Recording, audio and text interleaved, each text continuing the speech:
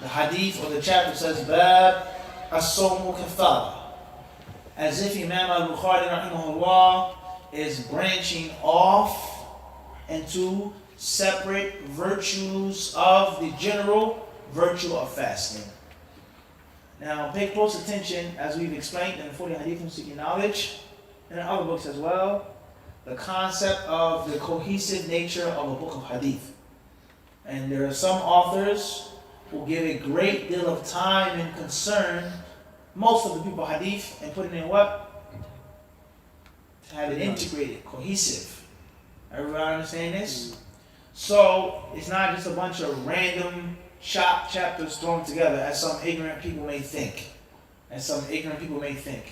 Okay? Some people who are bankrupt, fuqaha, supposedly, madhabiyin, have no money in the bank. Their accounts are in the negative. Those who say that the books of hadith have no place for fiqh. Mutlaqan. The books of hadith are only made for a source of dalil. That's it. There's no fiqh, istinbat, istikhraj, istintaj. There's no deduction, extraction from the books of hadith. Period. The books of hadith are only made for resources for the true fiqh doctors to take off the shelf. So that's it. Faqat. A warehouse.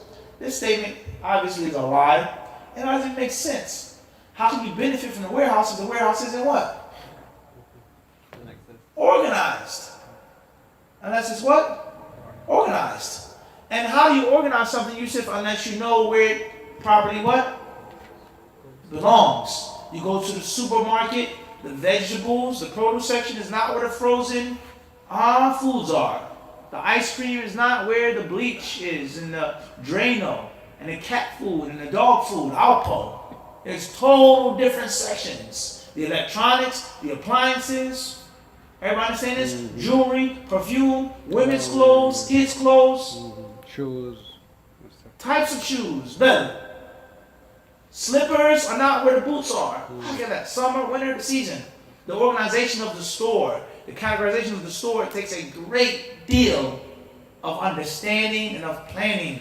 Everybody understand this? So that doesn't even make sense. So for the faqih, this illustrious faqih, to come and to go into these books and take and explain, how can he do that if the hadith are what? All over the place.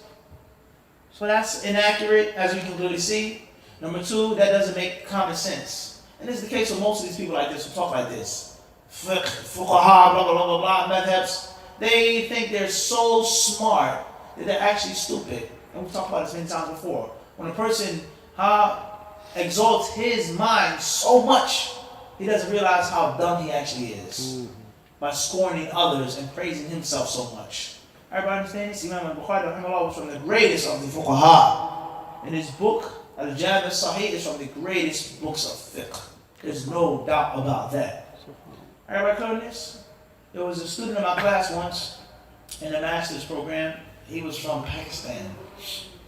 And he said that in certain universities, not all, but in some, in Pakistan, the students who study ulum sharia, the deen, he says that they study a madhab or madhabi books for maybe like 3 years out of 4 years.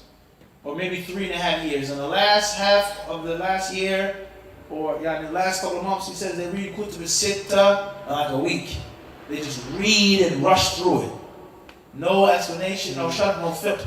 And they say the only reason why we read Bukhari and Muslim these books is tabarruk. Faqat. That's it.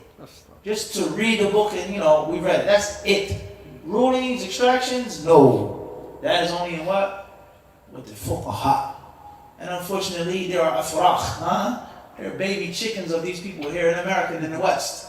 Those who say, we need usul. We don't go to the college of hadith because we need usul. Adrakta shay'an. You understand one point, how many things you misunderstand. فاتتك أشياء. طيب.